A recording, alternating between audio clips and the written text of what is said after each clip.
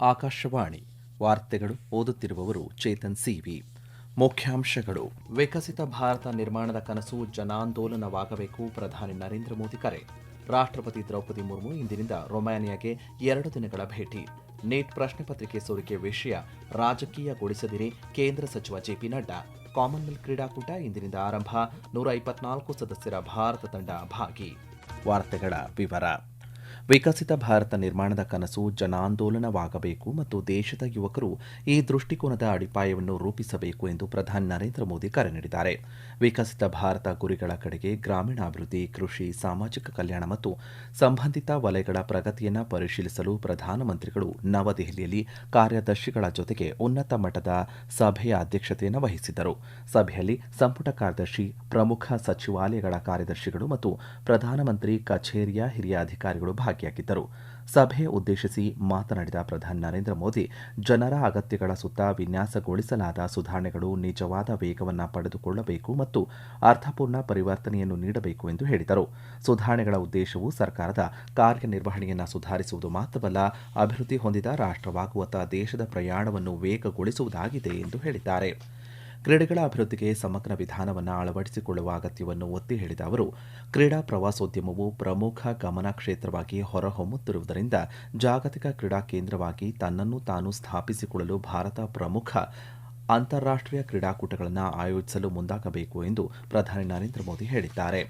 ರಾಷ್ಟ್ರಪತಿ ದ್ರೌಪದಿ ಮುರ್ಮು ಇಂದಿನಿಂದ ರೊಮಾನಿಯಾಗೆ 2 ದಿನಗಳ ಭೇಟಿ ನೀಡಲಿದ್ದಾರೆ.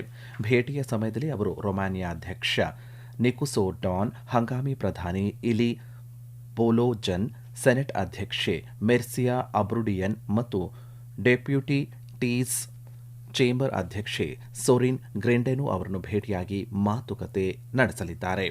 ಅವರು ರೊಮೇನಿಯಾ ಭಾರತ ಸಂಸದೀಯ ಸ್ನೇಹ ಗುಂಪಿನ ಸದಸ್ಯರನ್ನು ಸಹ ಭೇಟಿ ಮಾಡಲಿದ್ದಾರೆ. ನಂತರ ರಾಷ್ಟ್ರಪತಿ ದ್ರೌಪದಿ ಮುರ್ಮು ಅವರು ಭಾರತ ರೊಮಾನಿಯಾ ವ್ಯಾಪಾರ ವೇದಿಕೆ ಉದ್ದೇಶಿಸಿ ಮಾತನಾಡಲಿದ್ದಾರೆ ಮತ್ತು ಭಾರತೀಯ ಸಮುದಾಯದ ಸದಸ್ಯರೊಂದಿಗೆ ಸಂವಾದವನ್ನು ನಡೆಸಲಿದ್ದಾರೆ. ರಾಷ್ಟ್ರಪತಿಯವರು ಈ ತಿಂಗಳ 19ರಿಂದ ಮೊಲ್ಡೋವಾ, ಉತ್ತರ ಮ್ಯಾಸಿಡೋನಿಯಾ ಮತ್ತು ರೊಮಾನಿಯಾಗೆ 3 ರಾಷ್ಟ್ರಗಳ ಭೇಟಿಯಲ್ಲಿದ್ದಾರೆ. ವಿದ್ಯಾರ್ಥಿಗಳು ಎತ್ತಿರುವಂತಹ ನೀಟ್ ಪ್ರಶ್ನೆ ಪತ್ರಿಕೆ ಸೋರಿಕೆ ವಿಷಯವನ್ನು ರಾಜಕೀಯಗೊಳಿಸಬಾರದು ಮತ್ತು ಈ ವಿಷಯದಿಂದ ರಾಜಕೀಯ ಲಾಭ ಪಡೆಯುವುದು ಸೂಕ್ತವಲ್ಲ ಎಂದು ಬಿಜೆಪಿ ಹಿರಿಯ ನಾಯಕ ಮತ್ತು ಕೇಂದ್ರ ಸಚಿವ ಜೆಪಿ ನಡ್ಡಾ ಹೇಳಿದ್ದಾರೆ. ನವದೆಹಲಿಯಲ್ಲಿ ಮಾಧ್ಯಮಗಳನ್ನು ಉದ್ದೇಶಿಸಿ ಮಾತನಾಡಿದ ಅವರು, ಇದು ತನಿಖೆಯ ವಿಷಯವಾಗಿದ್ದು ಆಳವಾದ ಚರ್ಚೆಯ ಅಗತ್ಯವಿದೆ. ಇದು ಗಂಭೀರ ಸಮಸ್ಯೆಯಾಗಿದ್ದು ಸಂಪೂರ್ಣ ಮತ್ತು ಪ್ರಾಮಾಣಿಕ ಚರ್ಚೆಗೆ ಅರ್ಹವಾಗಿದೆ ಎಂದು ಹೇಳಿದ್ದಾರೆ. ಪ್ರಧಾನಿ ನರೇಂದ್ರ ಮೋದಿ ನೇತೃತ್ವದ ಎನ್ಡಿಎ ಸರ್ಕಾರ ಈ ವಿಷಯವನ್ನು ಬಹಳ ಗಂಭೀರವಾಗಿ ಪರಿಗಣಿಸಿದೆ. ಸಂಸತ್ತಿನಲ್ಲಿ ನೀಟ್ ವಿಷಯದ ಕುರಿತು ಚರ್ಚೆಗೆ ಅವಕಾಶ ಹಾಗೂ ಸಿದ್ಧವಾಗಿಯೂ ಇದೆ ಎಂದು ಹೇಳಿದ್ದಾರೆ. ಸಂಸತ್ತು ಈ ವಿಷಯದ ಕುರಿತು ಆಳವಾದ ಚರ್ಚೆ ನಡೆಯಬಹುದಾದಂತಹ ಅತ್ಯಂತ ಸೂಕ್ತವಾದ ವೇದಿಕೆಯಾಗಿದೆ. ವಿರೋಧ ಪಕ್ಷಗಳು ಅವಧಿಯನ್ನು ನಿರ್ಧರಿಸಬೇಕು ಮತ್ತು ಪ್ರತಿಯೊಂದು ಅಂಶವನ್ನು ಚರ್ಚಿಸಬೇಕು. ಇದರಿಂದ ಸೂಕ್ತ ನೀತಿ ರೂಪಿಸಬಹುದು ಎಂದು ಅವರು ತಿಳಿಸಿದ್ದಾರೆ. ವಿರೋಧ ಪಕ್ಷಗಳು ತಮ್ಮ ಜವಾಬ್ದಾರಿಯನ್ನು ಪೂರೈಸಬೇಕು.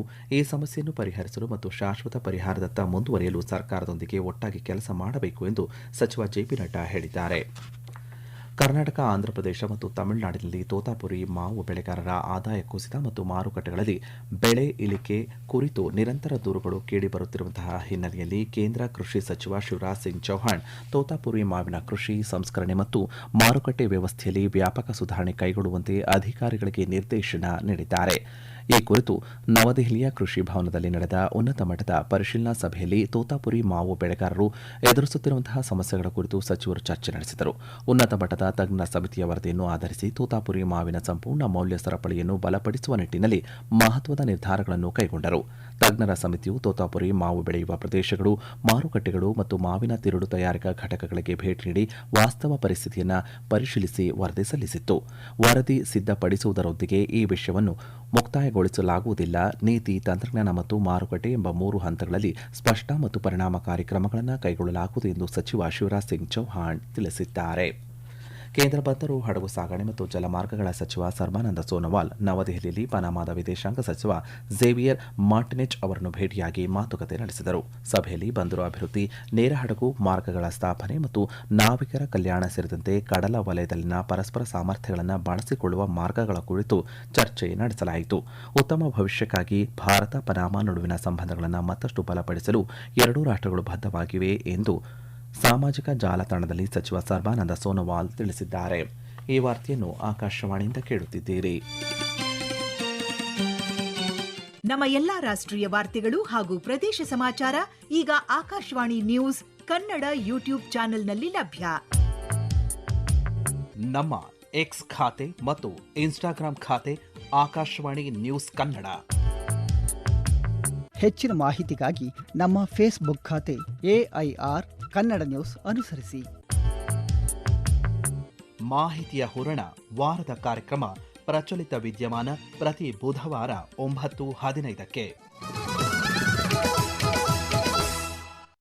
ಇಂದು ರಾಷ್ಟ್ರೀಯ ಪ್ರಸಾರ ದಿನ. 1927ರಲ್ಲಿ ಈ ದಿನದಂದು ದೇಶದಲ್ಲಿ ಮೊದಲ ರೇಡಿಯೋ ಪ್ರಸಾರವು ಬಾಂಬೆ ಸ್ಟೇಷನ್ನಿಂದ ಭಾರತೀಯ ಪ್ರಸಾರ ಕಂಪನಿಯ ಅಡಿಯಲ್ಲಿ ಪ್ರಾರಂಭವಾಯಿತು. 1936ರ ಜೂನ್ 8ರಂದು ಭಾರತೀಯ ರಾಜ್ಯ ಪ್ರಸಾರ ಸೇವೆಯು ಆಲ್ ಇಂಡಿಯಾ ರೇಡಿಯೋಕ್ಕಾಗಿ ಮಾರ್ಪಟ್ಟಿತು. ಈ ದಿನವು ಭಾರತದ ಅಭಿವೃದ್ಧಿ, ಶೈಕ್ಷಣಿಕ ಸಂಪರ್ಕ ಮತ್ತು ಸಾಂಸ್ಕೃತಿಕ ಸಂರಕ್ಷಣೆಯಲ್ಲಿ ಪ್ರಸಾರವು ವಹಿಸಿರುವ ಪ್ರಮುಖ ಪಾತ್ರವನ್ನು ಎತ್ತಿ ತೋರಿಸುತ್ತದೆ. ಸ್ವಾತಂತ್ರ್ಯ ಹೋರಾಟದ ಸಮಯದಲ್ಲಿ ಮಾಹಿತಿಯನ್ನು ಪ್ರಸಾರ ಮಾಡಲು ಮತ್ತು ಏಕತೆಯನ್ನು ಬೆಳೆಸಲು ರೇಡಿಯೋ ಪ್ರಬಲ ಸಾಧನವಾಗಿತ್ತು. ಸ್ವಾತಂತ್ರ್ಯದ ನಂತರ ವಿಶೇಷವಾಗಿ ಗ್ರಾಮೀಣ ಪ್ರದೇಶಗಳಲ್ಲಿ ಸಾಕ್ಷರತೆ, ಆರೋಗ್ಯ ಜಾಗೃತಿ ಮತ್ತು ಕೃಷಿ ಜ್ಞಾನವನ್ನು ಉತ್ತೇಜಿಸುವಲ್ಲಿ ಇದು ಪ್ರಮುಖ ಪಾತ್ರ ವಹಿಸಿದೆ. 1956ರಲ್ಲಿ ರಾಷ್ಟ್ರೀಯ ಪ್ರಸಾರಕ್ಕೆ ಆಕಾಶವಾಣಿ ಎಂಬ ಹೆಸರನ್ನು ಅಳವಡಿಸಿಕೊಳ್ಳಲಾಯಿತು. 1927ರಿಂದ ರೇಡಿಯೋ ದೇಶದ ಜನರ ಜೀವನದ ಪ್ರಮುಖ ಭಾಗವಾಗಿದೆ. ಆಕಾಶವಾಣಿ ತನ್ನ ಧ್ಯೇಯವಾಕ್ಯದ ಬಹುಜನ ಹಿತಾಯ ಬಹುಜನ ಸುಖಾಯ ಎಂಬ ಧ್ಯೇಯವಾಕ್ಯದ ಅನುಗುಣವಾಗಿ ಜನಸಾಮಾನ್ಯರಿಗೆ ಮಾಹಿತಿ ನೀಡಲು, ಶಿಕ್ಷಣ ನೀಡಲು ಮತ್ತು ಮನರಂಜನೆ ನೀಡಲು ಸೇವೆ ಸಲ್ಲಿಸುತ್ತಿದೆ. ಅಯೋಧ್ಯೆಯಲ್ಲಿ ಶ್ರೀರಾಮ ಜನ್ಮಭೂಮಿ ತೀರ್ಥಕ್ಷೇತ್ರ ಟ್ರಸ್ಟ್ನ ಸಭೆ ಜರುಗಿತು. ಸಭೆಯಲ್ಲಿ ದೇವಾಲಯದ ನಿರ್ವಹಣೆ, ದೇಣಿಗೆ ವ್ಯವಸ್ಥೆ, ಮುಖ್ಯ ಕಾರ್ಯನಿರ್ವಹಣಾಧಿಕಾರಿ ನೇಮಕ, ಟ್ರಸ್ಟ್ನ ಖಾಲಿ ಹುದ್ದೆಗಳ ಭರ್ತಿ ಮತ್ತು ಧಾರ್ಮಿಕ ಸಮಿತಿಯ ಪುನರ್ರಚನೆ ಸೇರಿದಂತೆ ಹಲವು ಮಹತ್ವದ ನಿರ್ಧಾರಗಳನ್ನು ಕೈಗೊಳ್ಳಲಾಯಿತು. ಭಕ್ತರ ನಂಬಿಕೆ ಎಂದಿನಂತೆಯೇ ಬಲಿಷ್ಠವಾಗಿದೆ ಮತ್ತು ದೇಗುಲಕ್ಕೆ ಭೇಟಿ ನೀಡುವ ಭಕ್ತರ ಸಂಖ್ಯೆ ಸ್ಥಿರವಾಗಿ ಮುಂದುವರೆದಿದೆ ಎಂದು ಟ್ರಸ್ಟ್ ಪುನರುಚ್ಚರಿಸಿದೆ. ಅಂತಿಮ ಎಸ್ಐಟಿ ವರದಿ ಇನ್ನೂ ಸ್ವೀಕಾರವಾಗಿಲ್ಲ. ಈ ವಿಷಯದ ಕುರಿತು ಯಾವುದೇ ಚರ್ಚೆ ನಡೆಸಲಾಗಿಲ್ಲ ಎಂದು ಟ್ರಸ್ಟ್ ತಿಳಿಸಿದೆ. ದೇವಾಲಯಕ್ಕೆ ಭಕ್ತರಿಂದ ಸಲ್ಲಿಕೆಯಾಗುತ್ತಿರುವಂತಹ ಚಿನ್ನ ಮತ್ತು ಬೆಳ್ಳಿಯ ಕಾಣಿಕೆಗಳ ಪ್ರಮಾಣ ಮತ್ತು ಶುದ್ಧತೆಯನ್ನು ಪರಿಶೀಲಿಸಲು ಭಾರತೀಯ ರಿಸರ್ವ್ ಬ್ಯಾಂಕ್ ಅಧೀನದ ಸಂಸ್ಥೆಯಾದ ಮಿಂಟ್ನ ಸಹಯೋಗದಲ್ಲಿ ಶಾಶ್ವತ ವ್ಯವಸ್ಥೆ ರೂಪಿಸಲು ನಿರ್ಧರಿಸಲಾಗಿದೆ. ಸ್ಟೇಟ್ ಬ್ಯಾಂಕ್ ಆಫ್ ಇಂಡಿಯಾ ಜೊತೆ ಪ್ರಸ್ತಾಪಿತ ಒಪ್ಪಂದ ಮತ್ತು ಬ್ಯಾಂಕ್ನ ಜವಾಬ್ದಾರಿಗಳ ಕುರಿತು ಸಭೆಯಲ್ಲಿ ವಿವರವಾಗಿ ಚರ್ಚೆ ನಡೆಸಲಾಯಿತು. ವಿವಿಧ ಆರೋಪಗಳು ಮತ್ತು ವಿವಾದಗಳ ನಡುವೆಯೂ ಶ್ರೀರಾಮ ಜನ್ಮಭೂಮಿ ದೇಗುಲಕ್ಕೆ ಆಗಮಿಸುವ ಭಕ್ತರ ಸಂಖ್ಯೆಯಲ್ಲಿ ಯಾವುದೇ ಇಳಿಕೆಯಾಗಿಲ್ಲ. ಕೋಟ್ಯಂತರ ಭಕ್ತರ ನಂಬಿಕೆ ಎಂದಿನಂತೆಯೇ ಅಚಲವಾಗಿದೆ ಎಂದು ಟ್ರಸ್ಟ್ ತಿಳಿಸಿದೆ. ಎಬೋಲಾ ಸಾರ್ವಜನಿಕರ ಆರೋಗ್ಯದ ತುರ್ತು ಪರಿಸ್ಥಿತಿಯನ್ನು ತಡೆಗಟ್ಟಲು ಕೆನ್ಯಾದ ಸನ್ನದ್ಧತೆಯನ್ನು ಬಲಪಡಿಸಲು ಈ ಉದ್ದೇಶದಿಂದ ಭಾರತ ಮೊದಲ ಹಂತದಲ್ಲಿ 4.5 ಟನ್ ವೈದ್ಯಕೀಯ ಸಾಮಗ್ರಿಗಳನ್ನು ಹಸ್ತಾಂತರಿಸಿದೆ. ಕೆನ್ಯಾದಲ್ಲಿನ ಭಾರತದ ಹೈಕಮಿಷನರ್ ಡಾ ಆದರ್ಶ್ ಅವರು ಕೆನ್ಯಾದ ಆರೋಗ್ಯ ಸಚಿವ ಅಡೆನ್ ದುಆಲೆ ಅವರಿಗೆ ಈ ವೈದ್ಯಕೀಯ ನೆರವನ್ನು ಅಧಿಕೃತವಾಗಿ ಹಸ್ತಾಂತರಿಸಿದರು. ಈ ನೆರವಿನಲ್ಲಿ ವೈಯಕ್ತಿಕ ಸುರಕ್ಷತಾ ಕಿಟ್ಗಳು, ಮಾದರಿ ಸಾಗಣೆ ಕಿಟ್ಗಳು, ಇನ್ಫ್ರಾರೆಡ್ ಥರ್ಮಾಮೀಟರ್ಗಳು, ಫೇಸ್ ಶೀಲ್ಡ್, ಭಾರೀ ಸುರಕ್ಷತಾ ಬೂಟ್ ಮತ್ತು ಸೋಂಕು ತಡೆಗೆ ಅಗತ್ಯವಾದ ಇತರೆ ವೈದ್ಯಕೀಯ ಸಾಮಗ್ರಿಗಳು ಸೇರಿವೆ. ಎರಡನೇ ಹಂತದ ವೈದ್ಯಕೀಯ ನೆರವಿನ ಸರಕುಗಳನ್ನು ಮುಂದಿನ ಕೆಲವೇ ದಿನಗಳಲ್ಲಿ ಕೆನ್ಯಾಗೆ ತಲುಪಿಸಲಾಗುವುದು ಎಂದು ವಿದೇಶಾಂಗ ಸಚಿವಾಲಯ ತಿಳಿಸಿದೆ. ಸ್ಕಾಟ್ಲೆಂಡ್ನ ಗ್ಲಾಸ್ಗೋದಲ್ಲಿ ಇಂದಿನಿಂದ ಆರಂಭವಾಗಲಿರುವಂತಹ 2026ರ ಕಾಮನ್ವೆಲ್ತ್ ಕ್ರೀಡಾಕೂಟದಲ್ಲಿ 74 ರಾಷ್ಟ್ರಗಳು ಮತ್ತು ಸುಮಾರು 3,000 ಕ್ರೀಡಾಪಟುಗಳು 10 ಕ್ರೀಡೆಗಳಲ್ಲಿ ಸ್ಪರ್ಧಿಸಲಿದ್ದಾರೆ. ಈ ಕ್ರೀಡಾಕೂಟದಲ್ಲಿ ಒಟ್ಟು 215 ಚಿನ್ನದ ಪದಕಗಳನ್ನು ವಿಜೇತರು ಪಡೆಯಲಿದ್ದಾರೆ. 1934ರಲ್ಲಿ ಕಾಮನ್ವೆಲ್ತ್ ಕ್ರೀಡಾಕೂಟಕ್ಕೆ ಪದಾರ್ಪಣೆ ಮಾಡಿದ ಭಾರತ ಇದು 19ನೇ ಬಾರಿ ಪಾಲ್ಗೊಳ್ಳುತ್ತಿದೆ. 124 ಸದಸ್ಯರ ಭಾರತ ತಂಡ 8 ಸಾಮಾನ್ಯ ಕ್ರೀಡೆಗಳು ಮತ್ತು 5 ಪ್ಯಾರಾ ಕ್ರೀಡೆಗಳಲ್ಲಿ ಪದಕಕ್ಕಾಗಿ ಸೆಣಸಾಟ ನಡೆಸಲಿದೆ. ಪುರುಷರು ಮತ್ತು ಮಹಿಳೆಯರ ಲಾನ್ಸ್ ಬೌನ್ಸ್ ಸ್ಪರ್ಧೆಗಳ ಮೂಲಕ ಭಾರತದ ಅಭಿಯಾನ ಆರಂಭಗೊಳ್ಳಲಿದೆ. 2022ರಲ್ಲಿ ಬರ್ಮಿಂಗ್ಹ್ಯಾಮ್ನಲ್ಲಿ ನಡೆದ ಕಾಮನ್ವೆಲ್ತ್ ಕ್ರೀಡಾಕೂಟದಲ್ಲಿ ಐತಿಹಾಸಿಕ ಸಾಧನೆ ಮಾಡಿದ್ದ ಭಾರತೀಯ ಲಾನ್ ಬೌನ್ಸ್ ತಂಡ ಈ ಬಾರಿಯೂ ವಿಶ್ವದ ಶ್ರೇಷ್ಠ ಆಟಗಾರರಿಗೆ ಸವಾಲು ಒಡ್ಡುವ ವಿಶ್ವಾಸದಲ್ಲಿದೆ. ಕೊನೆಯಲ್ಲಿ ಮತ್ತೊಮ್ಮೆ ಮುಖ್ಯಾಂಶಗಳು. ವಿಕಸಿತ ಭಾರತ ನಿರ್ಮಾಣದ ಕನಸು ಜನಾಂದೋಲನವಾಗಬೇಕು, ಪ್ರಧಾನಿ ನರೇಂದ್ರ ಮೋದಿ ಕರೆ. ರಾಷ್ಟ್ರಪತಿ ದ್ರೌಪದಿ ಮುರ್ಮು ಇಂದಿನಿಂದ ರೊಮಾನಿಯಾಗೆ 2 ದಿನಗಳ ಭೇಟಿ. ನೀಟ್ ಪ್ರಶ್ನೆ ಪತ್ರಿಕೆ ಸೋರಿಕೆ ವಿಷಯ ರಾಜಕೀಯಗೊಳಿಸದಿರಿ, ಕೇಂದ್ರ ಸಚಿವ ಜೆಪಿ ನಡ್ಡಾ. ಕಾಮನ್ವೆಲ್ತ್ ಕ್ರೀಡಾಕೂಟ ಇಂದಿನಿಂದ ಆರಂಭ, 124 ಸದಸ್ಯರ ಭಾರತ ತಂಡ ಭಾಗಿ. ಇಲ್ಲಿಗೆ ವಾರ್ತಾ ಪ್ರಸಾರ ಮುಕ್ತಾಯವಾಯಿತು. ನಮ್ಮ ಮುಂದಿನ ವಾರ್ತಾ ಪ್ರಸಾರ ಮಧ್ಯಾಹ್ನ 12 ಗಂಟೆಗೆ.